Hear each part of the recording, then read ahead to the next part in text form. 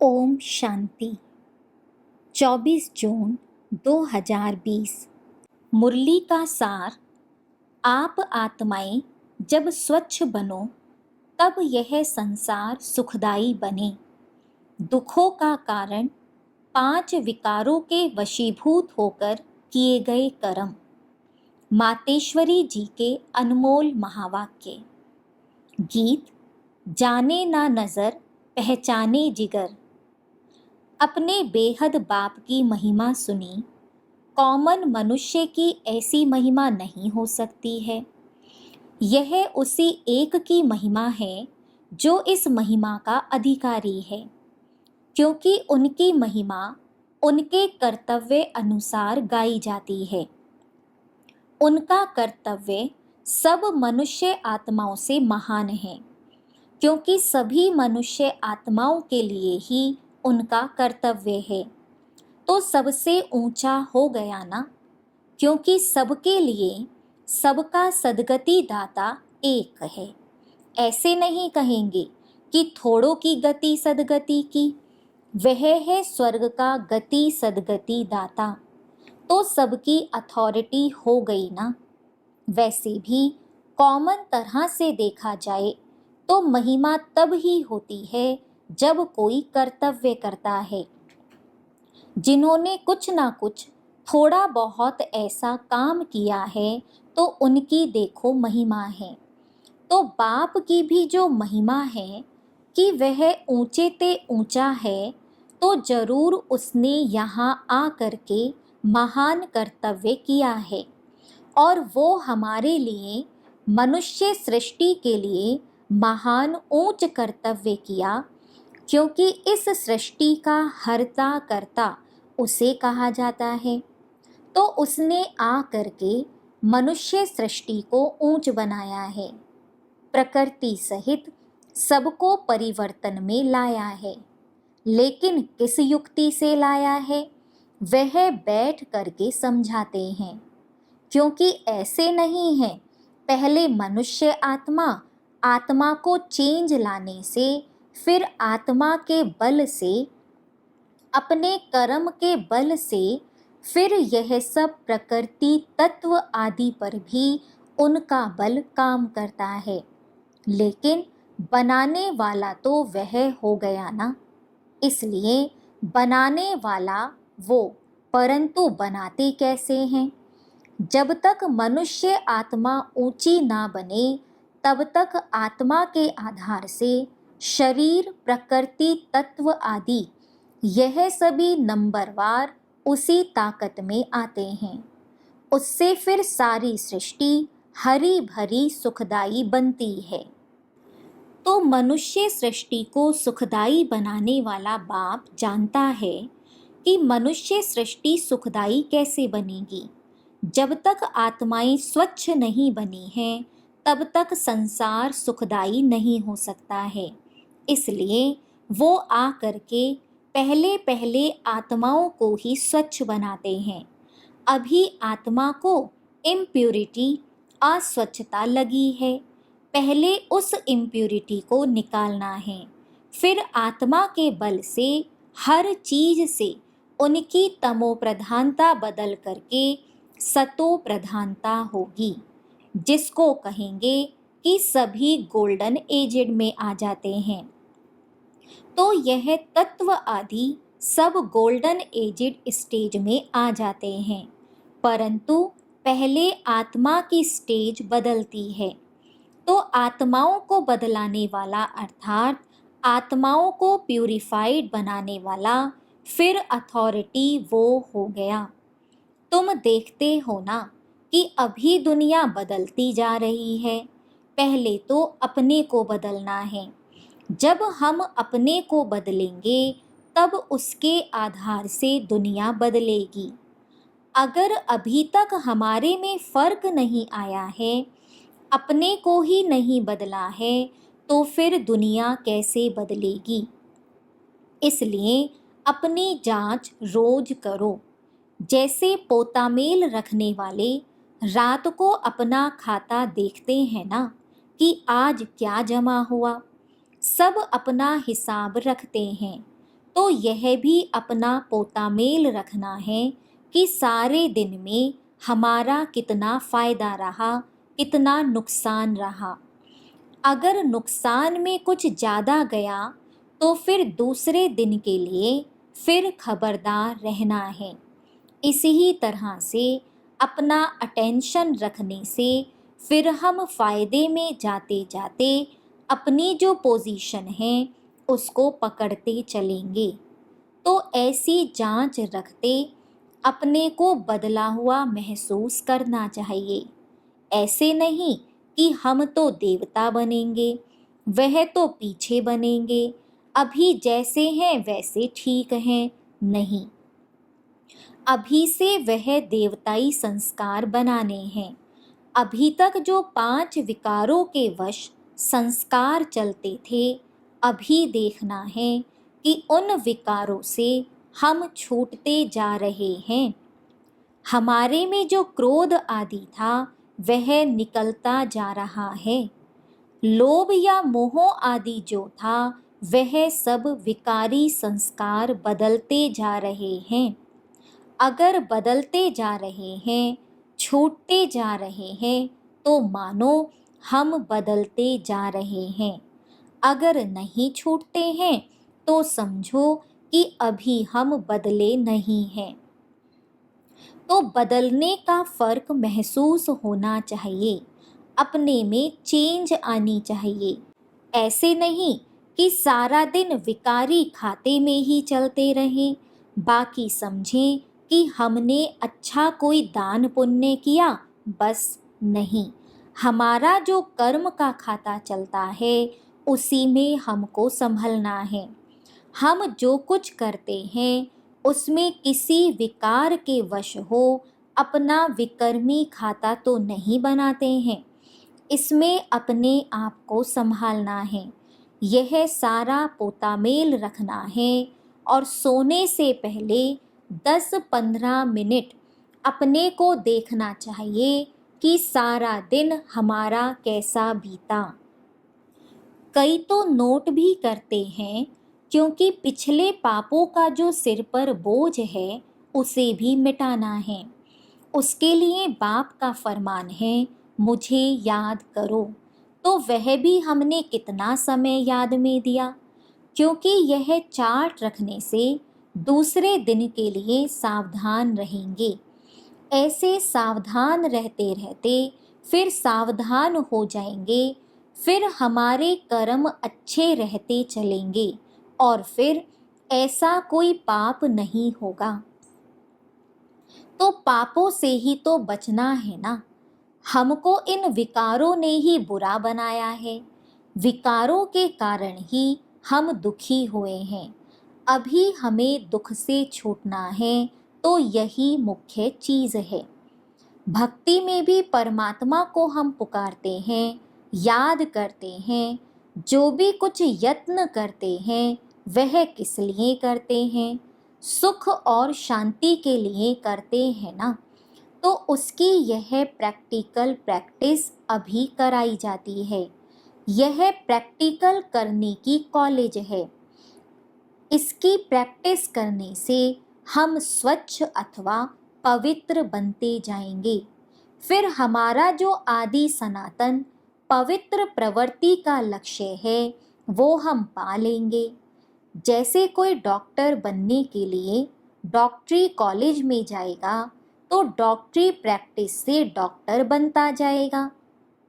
इसी तरह से हम भी इस कॉलेज में इस पढ़ाई से अथवा इस प्रैक्टिस से इन विकारों से अथवा पाप कर्म से छूटते स्वच्छ होते जाएंगे। फिर स्वच्छ की डिग्री क्या है? देवता।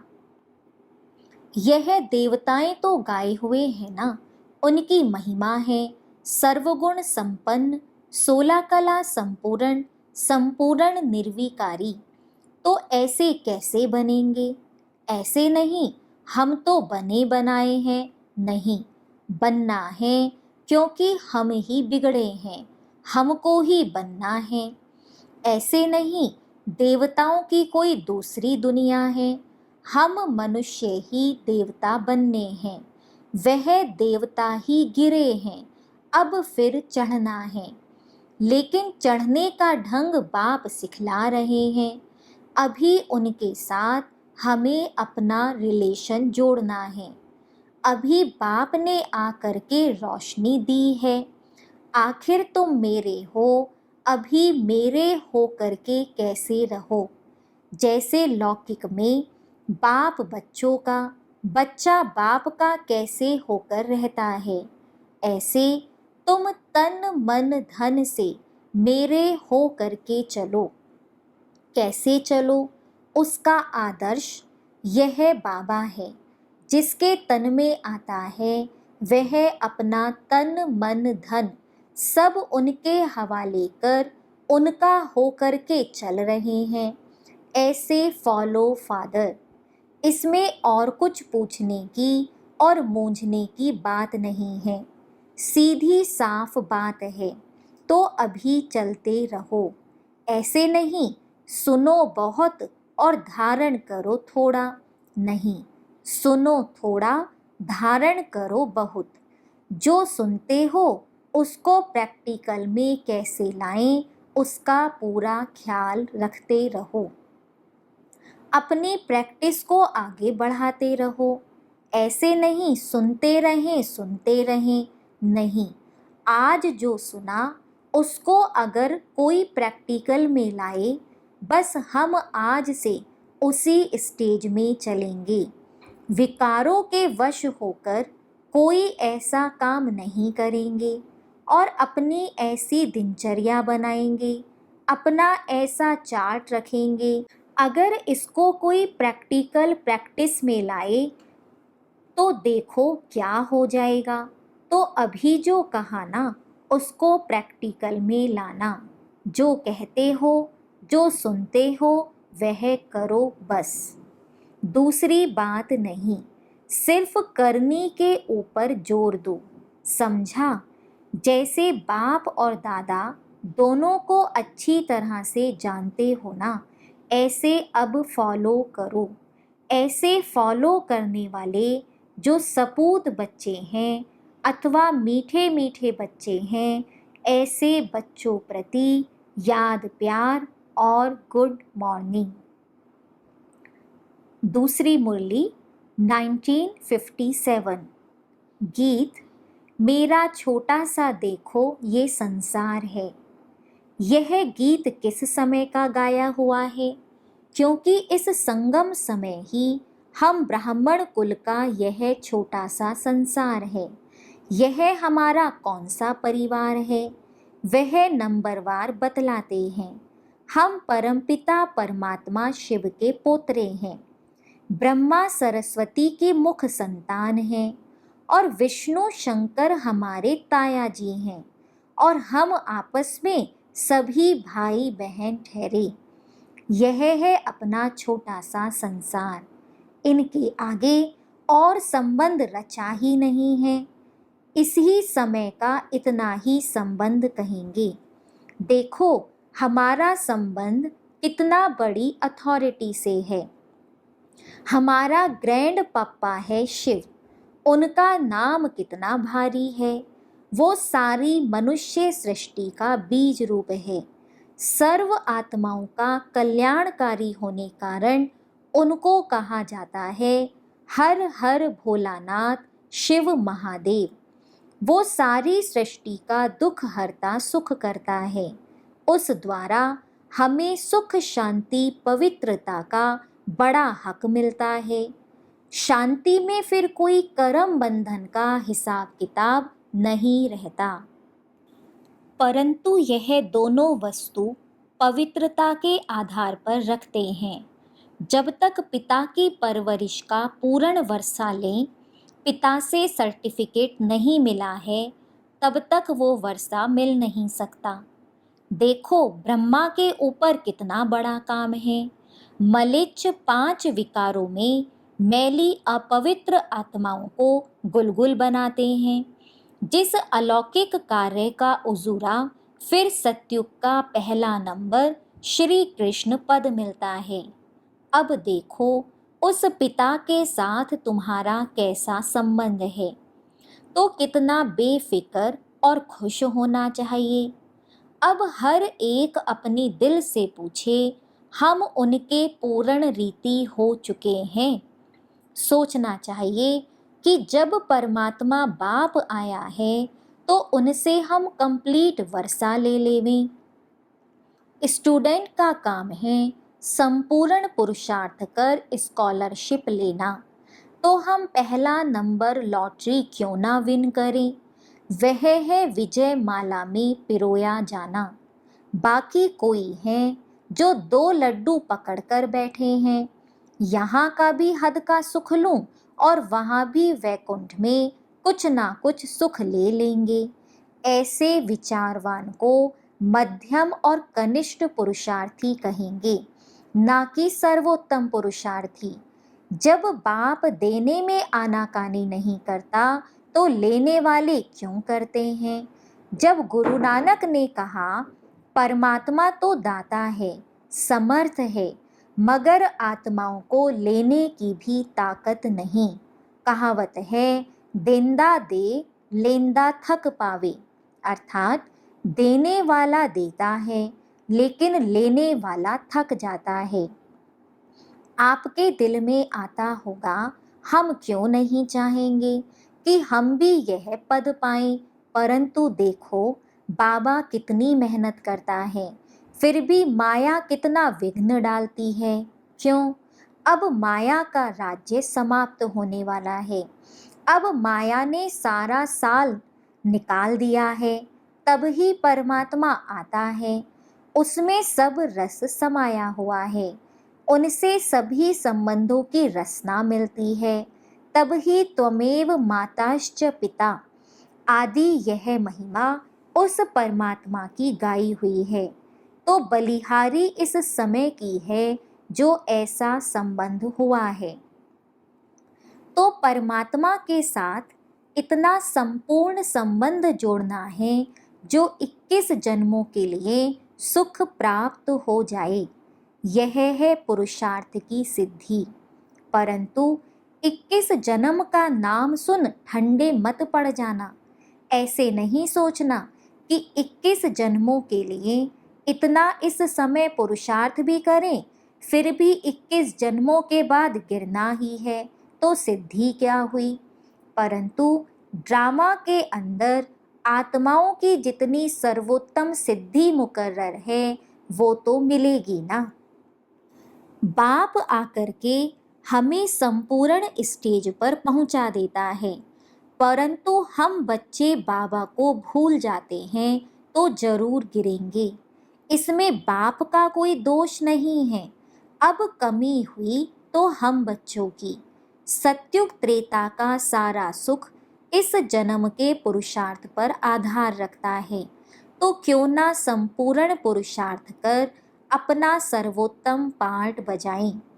क्यों ना पुरुषार्थ कर वह वर्षा लेवें। पुरुषार्थ मनुष्य सदा सुख के लिए ही करता है। सुख दुख से न्यारे होने के लिए कोई पुरुषार्थ नहीं करता।